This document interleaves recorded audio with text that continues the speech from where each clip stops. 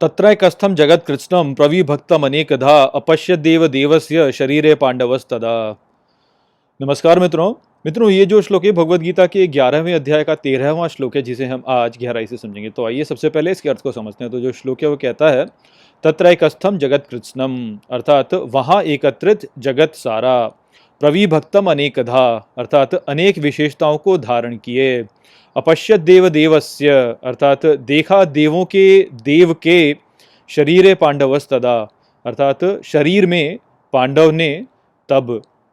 तो यहाँ पर इस श्लोक में संजय उसी वाक्य को दोहरा रहे हैं जो कि भगवद गीता के इसी अध्याय के 7वें श्लोक में कहा गया है। तो वो यहाँ पे कहते हैं कि तब वहाँ पर पांडव अर्थात अर्जुन ने संपूर्ण जगत को एकत्रित देखा अपनी सभी विशेषताओं के साथ में भगवान श्री कृष्ण के शरीर में।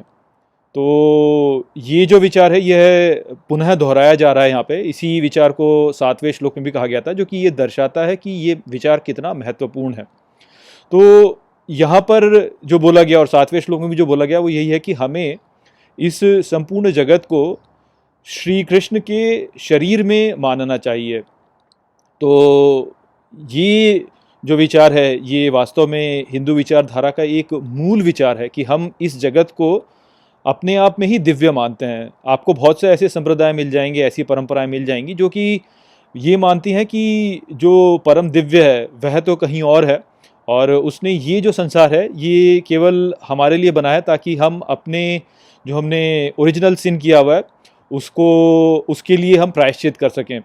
तो इस प्रकार से होता ही है कि ये जो जगत होता है उसको तब फिर एक दंड का स्थान मान लिया जाता है और इसको दिव्य नहीं माना जाता। अब ऐसे स्थिति में होता क्या है कि समाज ऐसा बन जाता है जो कि इस जगत को महत्वपूर्ण नहीं मानता और केवल किसी और जगत की प्राप्ति में लगा रहता है। तो यदि कोई समाज ऐसा करने लगेगा कि वह इस जगत को महत्वपूर्ण नहीं मानेगा और किसी अन्य जगत की प्राप्ति में लगा रहेगा, वैसा जो समाज होगा वो कभी भी इस जगत का कल्याण नहीं कर सकता। और हम सब तो यहाँ इस जगत में ही रह रहे हैं, अन्य जगत क्या है उसके बारे में हमारे लिए कोई सापेक्ष प्रमाण तो है नहीं, हम हैं तो इसी जगत में।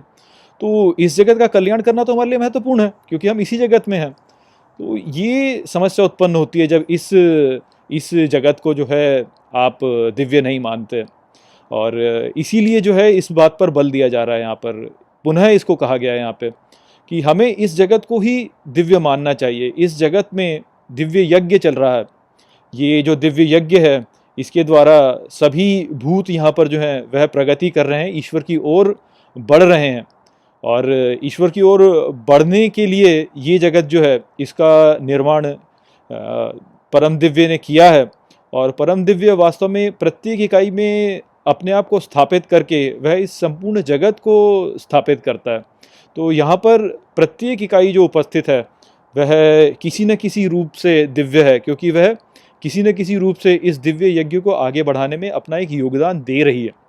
तो इस प्रकार से हमें इस संपूर्ण सृष्टि को देखना चाहिए और इसकी प्रत्येक इकाई में हमें ईश्वर के एक अंश को देखना चाहिए। यदि हम उस प्रकार से देखेंगे तब हम इस जगत का भी कल्याण कर सकेंगे, और वास्तव में तो हम यहीं रह रहे हैं तो इस जगत का कल्याण करना तो महत्वपूर्ण है। तो इसलिए ये सोचने के बजाय कि दिव्य कहीं और स्थित है और हमें केवल किसी दूसरे जगत की प्राप्ति के लिए कार्य करने चाहिए, हमें ये समझना चाहिए कि ये जो सृष्टि है, ये जो जगत है, इसे ही ईश्वर ने हमारे लिए बनाया है ताकि हम उसके समीप जा सकें। और यहाँ पर हर इकाई जो है वह इसी कार्य में लगी है कि वह हमें ईश्वर के समीप ले जा सके। तो इस प्रकार से हम इस संपूर्ण जगत को दिव्य मान करके हमें अपने कार्यों को करना चाहिए, और ऐसे हम करेंगे तो हमारा मन भी शांत रहेगा, हम इस जीवन का आनंद ले सकेंगे। और वास्तव में दिव्य की प्राप्ति तो सच्चिदानंद ही है। तो यही बात है जो कि बहुत महत्वपूर्ण है। यदि इस प्रकार से हम समझेंगे तभी तो हमारा जीवन एक कल्याणकारी और एक आनंदमय जीवन हो सके, अन्यथा तो जीवन फिर ऐसा ही रहेगा, पूरे समय संघर्ष ही है कि बस हमें किसी दूसरे जगत को प्राप्त करना है। तो इस बात को समझना बहुत महत्वपूर्ण है।